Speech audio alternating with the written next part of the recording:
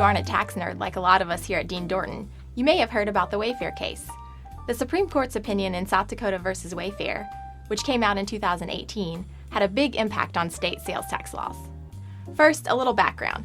Many people are familiar with sales taxes, which are taxes imposed on the sale of goods and some services. 45 states and DC have a state sales tax. Typically, sales tax is collected by the seller from the buyer, and then the seller pays over the tax collected to the State Department of Revenue. Some people are less familiar with the use tax, which is imposed on a buyer when the buyer uses, consumes, or stores a taxable item in the state. If a buyer purchases a taxable item and the seller isn't required to collect sales tax, the buyer is required to pay use tax to the state. So when is a seller required to collect sales tax? The U.S. Supreme Court has ruled that a seller must have sufficient contact with the state before the state can require the seller to collect sales tax.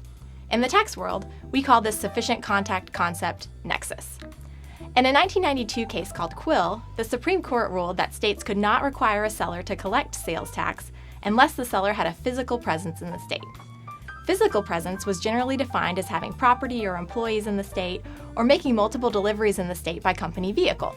Remote sellers, or sellers without a physical presence in the state, were not required to collect sales tax. That means if you ordered something online or by catalog, whatever that is, right? The seller may not have been required to collect sales tax on that sale. Although buyers were supposed to pay use tax if the seller didn't charge sales tax, most of the time, this didn't happen. That brings us to the Wayfair case. As e-commerce grew, states were concerned they were losing billions of dollars because they couldn't require remote sellers to collect sales tax. To test the physical presence standard, the state of South Dakota enacted an economic nexus law. Under South Dakota's law, sellers with $100,000 or more in sales or more than 200 transactions annually are required to collect South Dakota sales tax, even if they don't have a physical presence in South Dakota. In June 2018, the Supreme Court reversed its prior decision in Quill and ruled that South Dakota's law was constitutional. As you can imagine, other states were eager to jump on the bandwagon and impose their own economic nexus laws. The map you see here shows how many states had economic nexus laws in effect on November 1, 2018, about 4 months after the Wayfair decision. All the states shaded in light blue had economic nexus laws in effect at that time.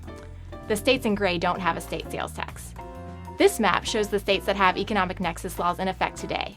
You can see it's every state except Florida and Missouri. Legislatures in those states have previously introduced economic nexus bills, and we're keeping an eye out to see if they fall in line with the other states. Another byproduct of Wayfair is what's called marketplace facilitator laws. A marketplace facilitator is a company that facilitates a retail sale by advertising products on an online or physical platform, connecting sellers with buyers, and processing payment on behalf of sellers. Think of companies like Amazon, Etsy, and eBay. Many states now have laws requiring marketplace facilitators to collect sales tax. This map shows the states that have marketplace facilitator laws in effect on November 1, 2018. Just a handful of states, in light blue, had marketplace facilitator laws in effect at that time. And here's where you can see a big difference. Here are the states that have marketplace facilitator laws or policies in effect today. Only a few states, shaded in yellow, don't have a marketplace facilitator law or policy in effect. The bottom line, if your business is selling into other states or selling through platforms like Amazon or Etsy, consult your tax advisor to see if you may have sales tax collection obligations in those states. Make sure you find out what your obligations are before the state finds you.